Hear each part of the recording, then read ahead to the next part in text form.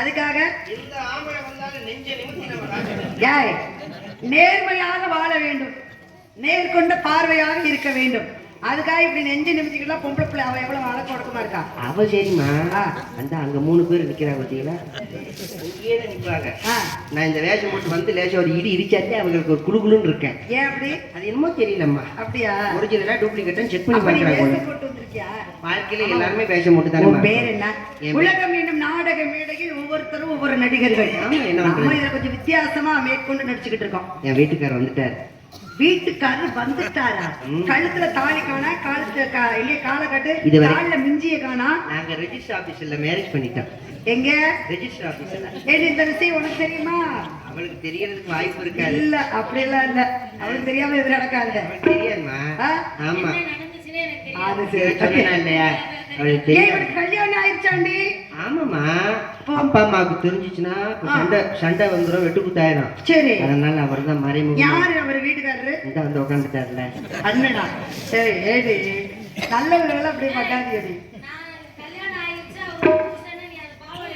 ஏய், எதுக்கு நீ பாவடை எடுக்க சொல்ற? மூத்திரம் மஞ்சள் காட்டுன்னு சொல்லுவா உங்களுக்கு. அருவி கட்டவள காலை காட்டுன்னு சொல்லணும். அந்த மிட்டியை காணா. நீங்க தாலி இப்போதைக்கு வேணாம், இப்போதைக்கு கையெழுத்து மட்டும் போதும், அதுக்கப்புறம் பாத்துக்கலாம் சொல்லியிருக்கேன். அப்படியா? பதிவு பண்ணிட்டு வந்து. அப்பா என்ன சொன்னார் தெரியுமா? கண்ணு கட்டுமா காவல் பார்க்க சொன்னார். திரும்பி பாருங்க.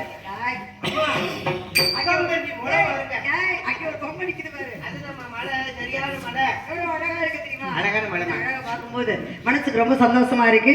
சந்தோஷத்தோடு மகிழ்ச்சியோடு சேர்ந்து இந்த இடத்த வர்ணிக்கணும் எனக்கு ஆசை வந்துருச்சு. உனக்கு எப்படிதான் இருக்கு? உனக்கு எப்படி இருக்கு?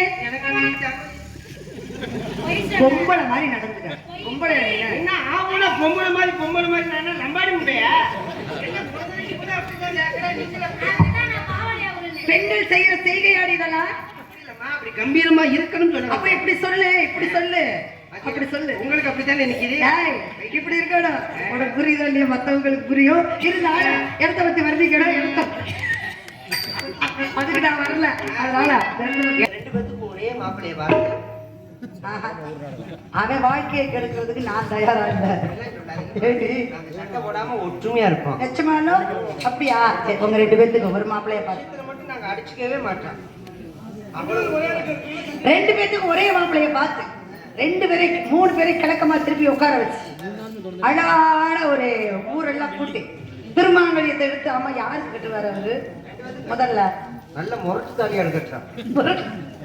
இவ்வளவு பெருசாவா? 2 பேர்